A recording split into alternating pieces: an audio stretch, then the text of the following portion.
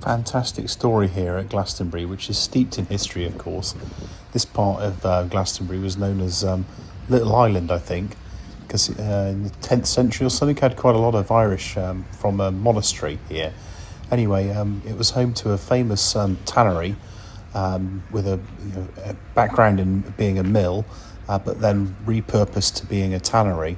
And they produced, the people in the tannery produced both the sort of materials used in World War II for the flight jackets, and this place, Beckery, made the gloves, made famous leather gloves, and supported sheepskin jackets and things like that, which of course were really the thing in the 60s, and even made the boxing gloves for Henry Cooper and Cassius Clay, or of course Muhammad Ali.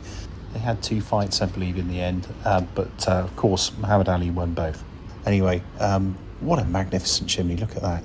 Reminds me of the beautiful clock tower in the University of Birmingham called Old Joe, or the Joseph Chamberlain Clock Tower, because it's got that beautiful tapered construction.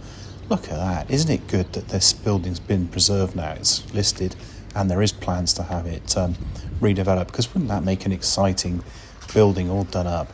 This is the thing, our industrial heritage, if it's looked after, can really pay dividends, hopefully, for whoever's taken on the site.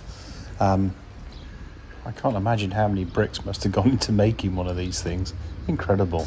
Lovely top. I mean, they could have made it a lot more utilitarian than that, but they chose not to. They chose to make it a real, marvellous looking chimney. I saw it from the main town and managed to persuade Mrs. Mac to let me drive and have a look at it. So hope you enjoyed it as much as I did. If you've made it this far, thanks very much. Feel free to like and subscribe.